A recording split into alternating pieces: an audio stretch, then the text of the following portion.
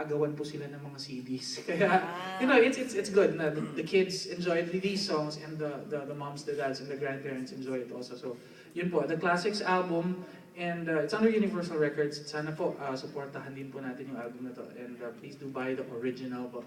And yeah, thank you. Question. Yeah. Follow-up question. Follow-up to that, you mentioned about original.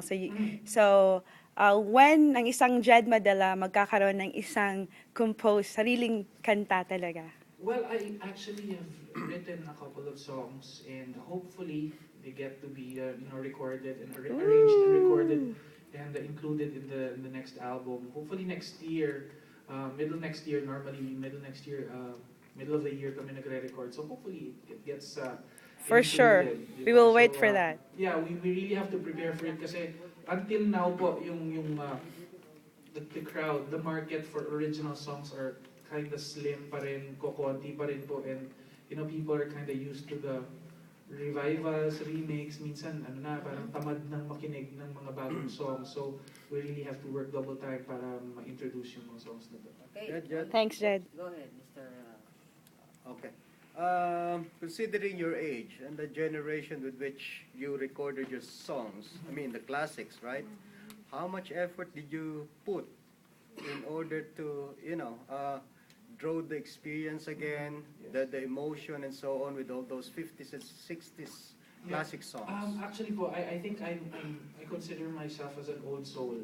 I've been singing since I was 5 or 6, and growing up, yung buong pamilya po namin, music-minded lahat, very musically inclined. They sing, they dance, they play instruments, and there's never a day in our house na walang tumutugtog na music. So siguro, growing up, I get to hear these songs. Some of the songs are mga theme song ni Mami tsaka ni Daddy. Oh, I see. And may mga kwento behind those songs. And nakwento ni Mami or ni Daddy sa amin, yung mga songs na yun. And it was doon ko po nakuha yung emotions, what my mom was feeling during the time, what my dad was feeling during the time, and maganda naman yung kinalabasan. And speaking of my mom is here tonight. She's over there. Jed Madela na mahabang buhok. Yeah, she's here on vacation. It's her first time here in Canada, so she's been going around. So, I'm just so happy that my mom's here supporting the concert. And yun po. Thank you. Okay, Question. Okay. While I was doing my work delivery this afternoon, a lot of the people who bought ticket from me is asking if they will have if you guys are going to sell CD. And unfortunately, I told her, one of the ladies said, no, he's waiting for that moment, right? But I explained because Tito Jerry told me that you're sold out. Yes, actually, we brought a lot of CDs, and we did not expect that everybody sa Vancouver, kasi normally po hindi naman lahat bumibili po ng CD. So, based on experience in our shows in the States, in other Asian countries, and in Europe, normally nagdadala kami ng marami, hindi na uubos. At pag-uwi, medyo mabigat at sayang lang. But, we were really surprised na sa Calgary pa lang po, 1/3 of what we brought, naubos na. So, sabi namin, kaya pa naman siguro ito kahit na hanggang Toronto. But then, in Vancouver po, middle ng show, naubos na po yung CDs. So, we're really, really sad na hindi kami makaka-sell ng CDs. We tried to, call the Philippines for them to ship some CDs, but I think we're very pressed for time already. Hindi pa kayo na umabot. So, probably sa susunod na lang po. Yeah. Question. Any more questions? This is your last chance. Okay.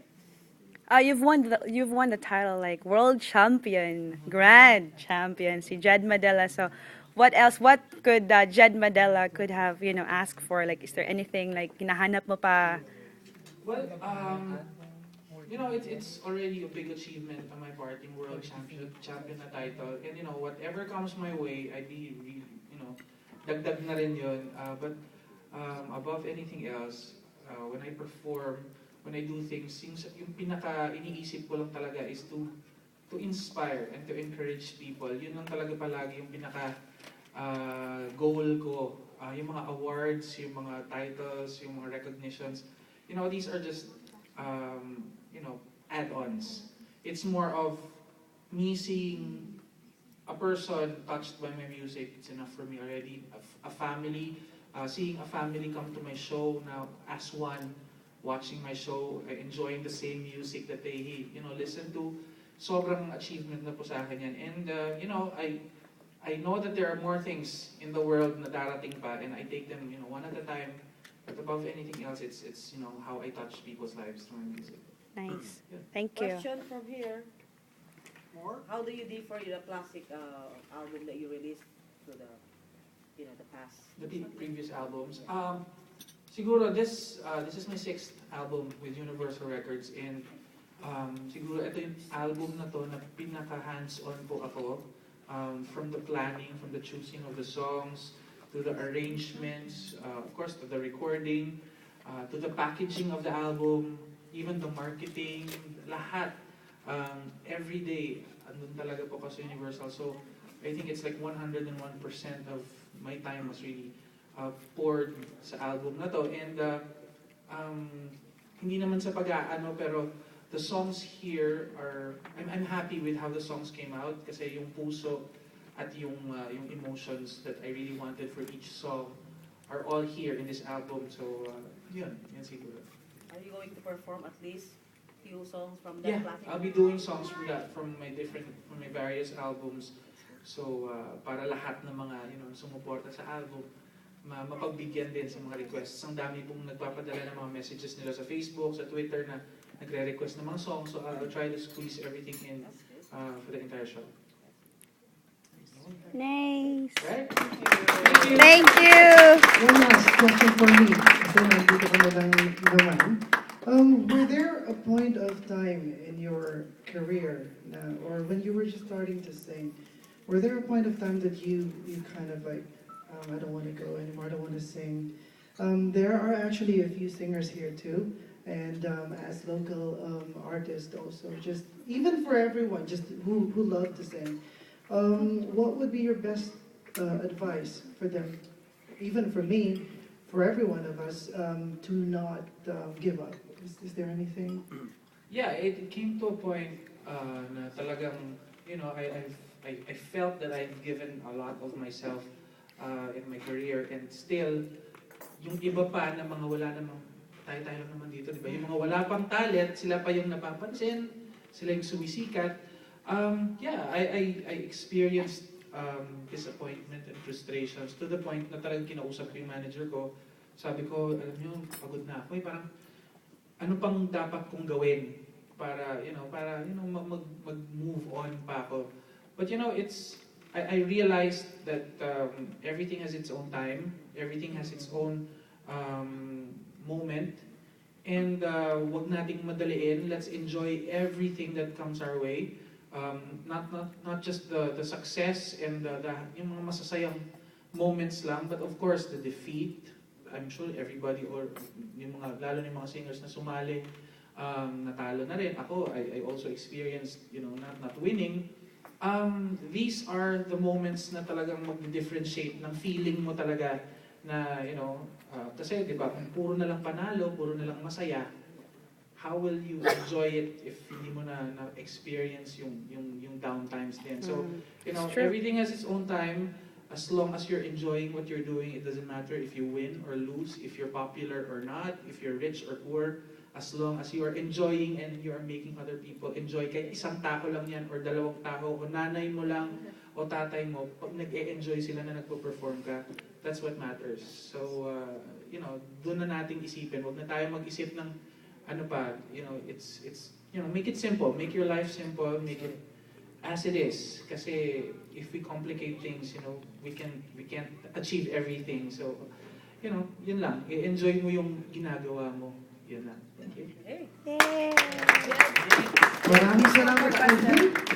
There's one more In question. your performances here in different countries as well as in the Philippines, is there any difference in your target, in your way of performing the audience, the crowd, or what do you expect from them, or what do they expect from you? Well, totoo po yan.